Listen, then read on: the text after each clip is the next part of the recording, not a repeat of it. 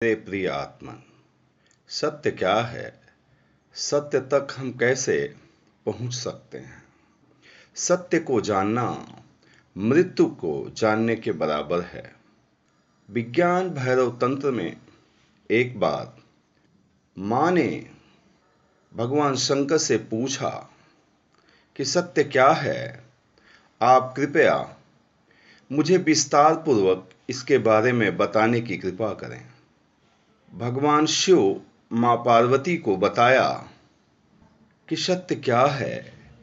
सीधे सत्य की परिभाषा न देते हुए उन्होंने एक योग बताया जिससे सत्य की तरफ हम जा सकते हैं, सत्य को हम पहचान सकते हैं, सत्य को हम जान सकते हैं।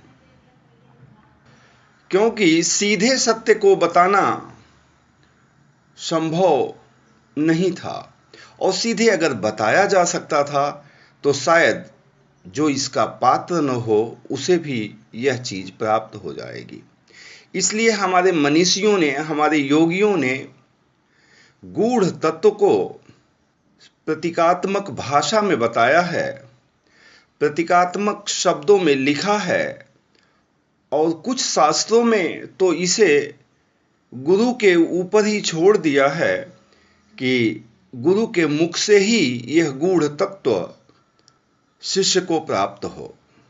मां पार्वती के आग्रह पर भगवान शिव ने मां पार्वती को बताया कि जब हम सांस लेते हैं तो उसका जहां से सांस शुरू होती है उस बिंदु पे ध्यान दें, और जहां पे सांस खत्म होती है उस बिंदु पे ध्यान दें।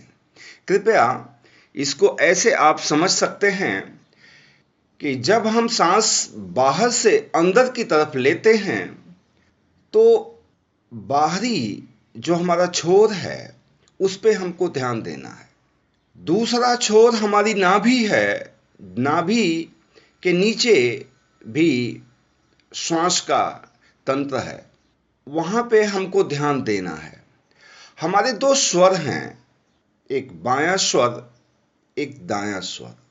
आप इसको इंगला और पिंगला के रूप में भी जान सकते हैं। तीन नाड़ियां होती हैं, इंगला, पिंगला और सुषुम्ना। तीनों का अपना एक विशेष स्थान है जहां पे ये कार्य करती हैं। स्वर दाहिना स्वर भी चलता है, बायां स्वर भी चलता है। दाहिने स्वर को बदल के बाएं स्वर में भी जाया जा सकता है, बाएं स्वर को बदल के दाहिने स्वर में भी जाया जा सकता है। ये विधा गुरु से प्राप्त होती है, आप भी जानते होंगे। जब आप सांस बाहर से अंदर की तरफ ले रहे हैं तो ध्यान दें आपका स्वर कौन सा चल रहा है। अगर दाहिना स्वर चल रहा है तो दाहिने स्वर पे आपका ध्यान होना चाहिए। बाएं स्वर से चल रहा है तो आपका ध्यान बाएं स्वर पे होना चाहिए। जब सांस नीचे जाती है, हृदय के गुहा में जाती है, आपके अंदर जाती है, तो जहां से सांस मुड़ती है, उठती है ऊपर की तरफ, उस बिंदु पे ध्यान दें। कृपया जब आप इसका अभ्यास करेंगे तो ये सरल हो जाएगी और आप दोनों बिंदुओं पे ध्यान देंगे।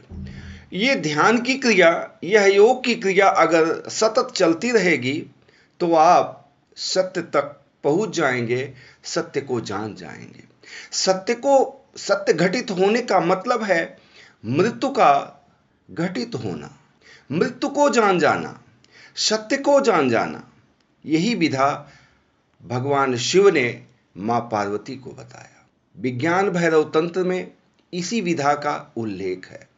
गौतम बुद्ध की एक विधि है विपासना, जिसमें सिर्फ एक छोर पे ध्यान देने का विधान है। भगवान शिव की सत्य जानने की जो विधि है, ये दोनों छोरों को पे ध्यान देने की विधि है। संपूर्ण हमारी चेतना, हमारा ध्यान सिर्फ दोनों छोर पे होना चाहिए, और इस विधा से हमारा जो चैतन्य है, ध्यान दें, चैतन्य और चेतना में अंतर होता है। सूर्य की किरण, ऐसे समझ लें कि सूर्य की किरण चेतना है, सूर्य चैतन्य है।